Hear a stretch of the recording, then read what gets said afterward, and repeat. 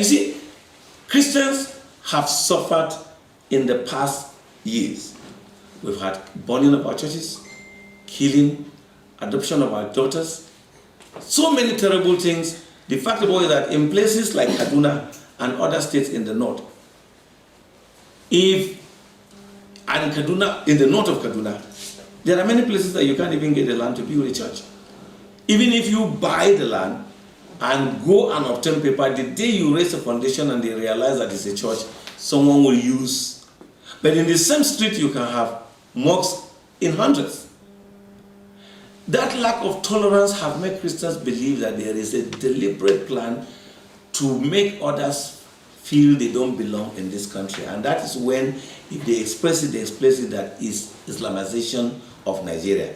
You have to be a Muslim to get a land. You have to be a Muslim to get certain opportunity. You have to be a Muslim to get promoted. There are agencies in my state where someone from level 9 is now on the DG. Where people in level 10, 11, 12, 13, 14 are under a level 9 DG. It's not done anywhere in the world. What qualifies him? Is it because he's better than them? No, sir. Simply he writes under an identity of faith. So, can you tell me that we shouldn't complain about that?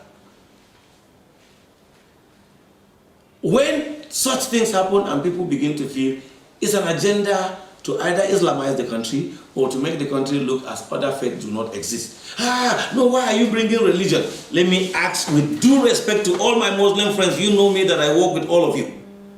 If today this ticket is a Christian ticket, will you honestly clap for us? You know sincerely, probably we would have some people being killed even when it is not yet decided. Is it because we always understand? Is it because we always tolerate? Is it because we always say things in a more loving way?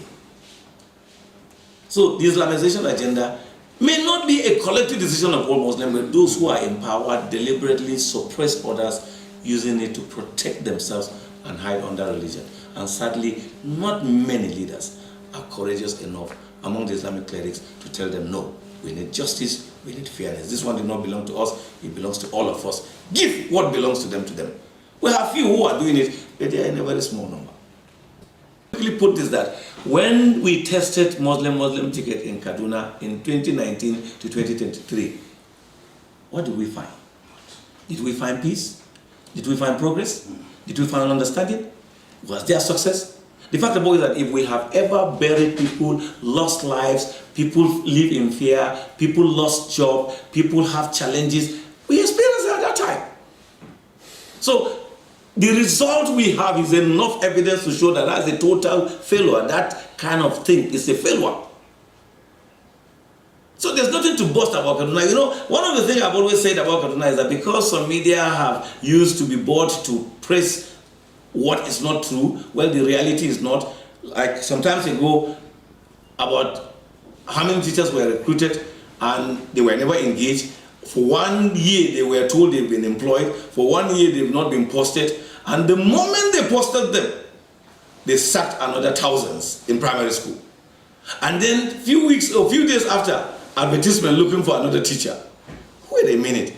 Is there reasoning in this kind of government? It's so shallow. But you see, there's something about the blind man. He's proud of his blindness. He feels what he is doing is right.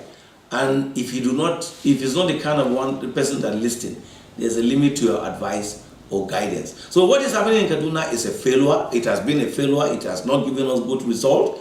And so I can tell you, I have no fear of contradiction here that it has failed and it will fail this time. It fell in delivery and people will not allow such weak delivery to continue beyond 2023. So whatever it is, let all the money of this country be stolen and used for that election.